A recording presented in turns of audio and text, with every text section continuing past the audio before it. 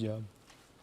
Okay, all right. 1 Samuel chapter 5, and we're going to look at the entire chapter, which is only 12 verses long. When I looked at this, as I was studying this, I thought, oh man, this is going to be tough. This is going to be one that's really hard to find application to. It's kind of a neat story, and God kind of, in fact, kind of funny, kind of humorous. I was reading in a commentary, and someone was saying that his wife was responsible for mission. They had this organization that reached out to young women that were in foreign countries. And when anytime they would read this story, it made them giggle. When they would read the story of I'm getting this wrong. I'll have to point it out when we get to that text. But kind of an interesting story where the God of the Philistines keeps getting knocked off the shelf, and they keep, or I say keep, but they put it back up, but God knocks it down again. And so I was looking at it, trying to think of how to approach it. What is the application for us today? And it took me a little while, but really kind of struck me the idea of idolatry. The idea that idols, we look at idols in an Old Testament context, and it leads us to think that we don't have idols. Why? Because Old Testament idolatry had to do with carving an image. It had to do with putting something on a shelf in your home and worshiping that. And we don't do that. And so we think that in that sense we don't tend to be idol worshipers. But in truth, it's probably even more dangerous today than it was for them. Because our idolatry is much more subtle and unrecognizable. We don't see it as that. That, it's easy to see. They're taking an image, they're putting it up, and they're worshiping that image, that item, whatever it might be. We're worshiping things, we're worshiping maybe even people, but we don't see it as that.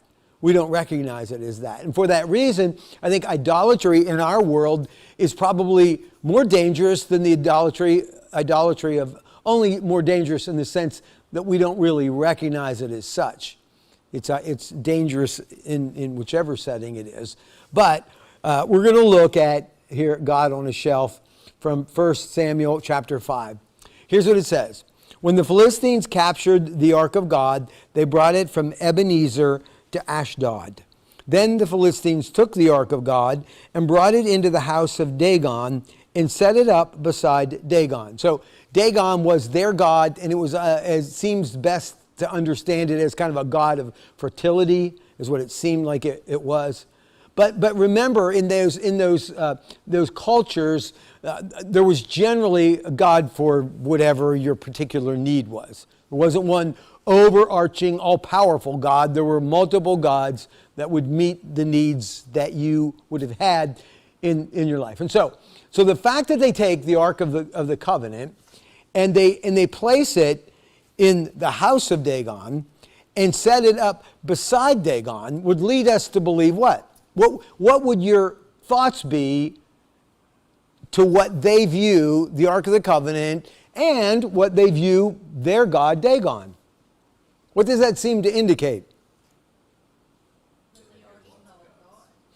What did you say, Kathy? That they recognize the Ark as another god. Okay, they recognize the Ark as another god. What did somebody else say?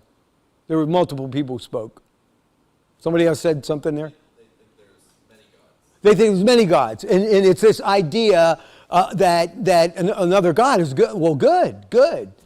We'll just add another one. If there's another god out there, well, we don't want to miss him. It's reminiscent of a couple things. One of them is Acts chapter 17, when Paul goes to Athens. And if you remember that story, Paul looks around Athens and he sees all these statues to many gods.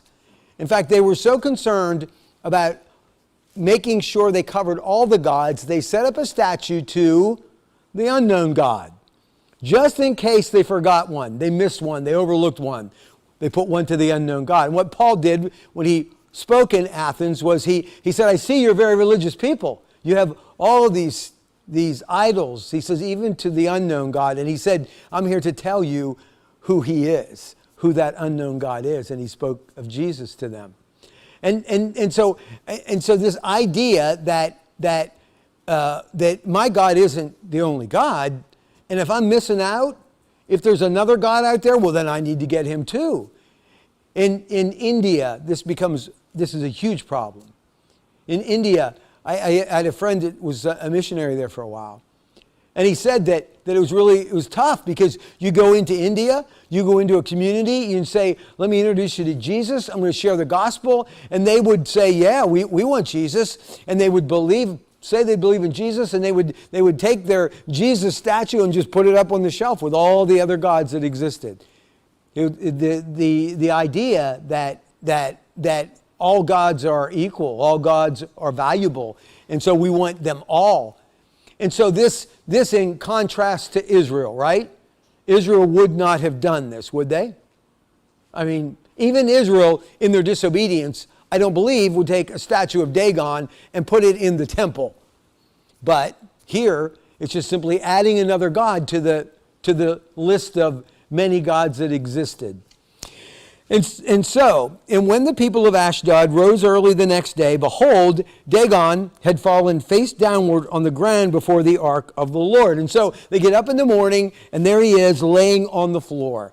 Now, probably could have said, well, you know what, maybe there was a small earthquake last night. Maybe the cleaning lady bumped Dagon and knocked him off the shelf. Whatever, they probably aren't really that concerned. Maybe a little cautious, but not really worried about this. And so what do? Well, the next verse says, so they took Dagon and put him back in his place. So they simply pick up the image, the statue, and they put it there on the shelf right next to the ark. And then it says this, but when they rose early on the next morning, behold, Dagon had fallen face downward on the ground before the ark of the Lord, and the head of Dagon and both his hands were lying cut off on the threshold. And so we're going to see that things get ramped up a little bit here. And so no longer are they thinking this was an accident, that it tumbled. They're starting to realize that there's a problem with having this ark that came from Israel in the same room as our god Dagon. In fact, not the same room, it's the house of Dagon. This is the temple of Dagon, really, is where they're at. And only the trunk of Dagon was left to him. This is why the priests of Dagon and all who enter the house of Dagon do not tread on the threshold of Dagon in Ashdod to this day. So this was so significant that when the writer of Hebrews, and we talked about who that might have been, whether that was at least in part Samuel, but when the writer of Hebrews compiled this, is saying that this continued to this day, meaning this practice. They did not step on the threshold because of that which happened when their god Dagon fell and broke on the floor in the house of Dagon. It says, the hand of the Lord was heavy against the people of Ashdod, and he terrified and afflicted them with tumors, both Ashdod and its territory.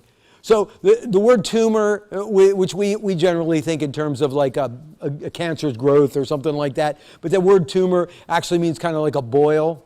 It would have been a kind of a raised, infected looking area on the body, probably sort of like the bubonic plague or something like that, where your body breaks out in these sores. And so that's the description. That starts happening around the community. And they are going to recognize that it has something to do with the Ark of the Covenant. And maybe it's simply the idea that all of this has happened since we brought the Ark of the Covenant in here. Dagon starts falling off the shelf. Dagon breaks. Everybody starts getting sick. And so they start putting things together that this is actually from God. And it says, and when the men of Ashdod saw how things were, they said, the ark of the God of Israel must not remain with us, for his hand is hard against us and against Dagon, our God. Isn't it interesting that oftentimes the people who most clearly see the work of God are not the church? It's not Christians. It's people outside of the faith. In this case, it seems very obvious to the heathen Philistines that the God of Israel is out to get them. They're putting it together. We brought the Ark of the Covenant in, and this stuff started happening. And so they begin to see and understand that they're experiencing the judgment of God, or God, the God of Israel. So they sent and gathered together all the lords of the Philistines and said, "What shall we do with the Ark of the God of Israel?" And so we got to do something about this. Now, I think it's kind of interesting what they think is going to be the answer, but it says, they answered, "Let the Ark of the God of Israel be brought about to Gath." It's like it was in Orbazonia. Let's send it up to Three Springs.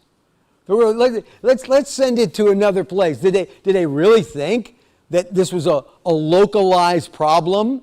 That if we just get this moved to a different part of Philistia, that we'll be okay?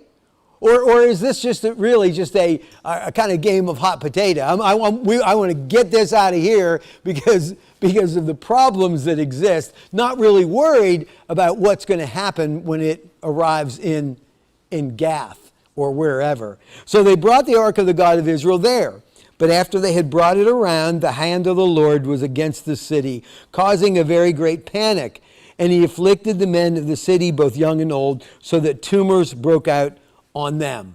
So we're getting a consistent story here.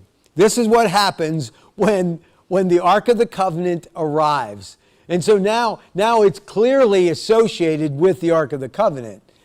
And then verse 10. So they sent the Ark of God to Ekron.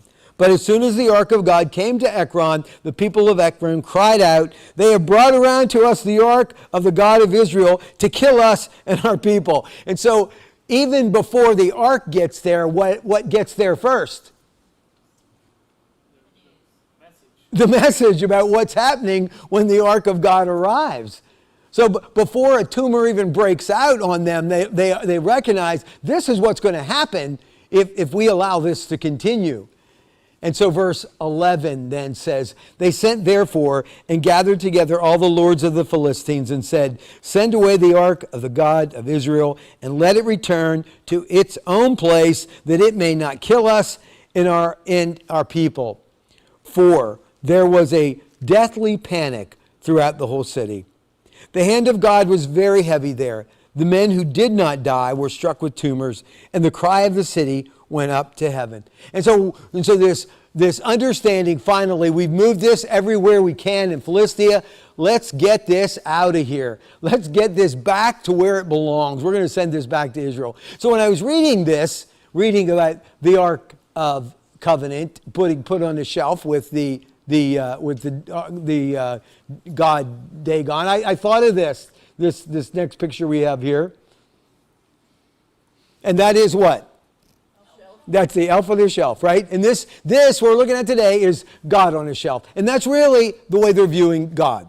They're really looking at it just kind of like maybe as a good luck charm, something kind of nice to have, something that looks good in the room. Really, it gives us kind of I like the way they contrast the Dagon and the Ark of the Covenant. They really don't see it as something powerful and alive. In fact, there is nothing living in the way that they approach this. In fact, Dagon is chiseled, carved, made in some manner of that. And so they view things in that way, crafted by the hands of man, and now it's a god. And so viewing those things in that way, and so again, we'll go back to something we looked at 2 weeks ago.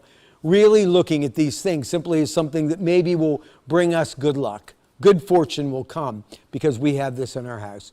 And so the question then becomes, what is the application to us? And that's what I was looking at when I first started reading this. I thought, okay, how's that apply to me today? And I began to think about the whole idea of idolatry. Am I struggling with idolatry today? Is idolatry real in the church today? And it certainly is. And it just takes a different format.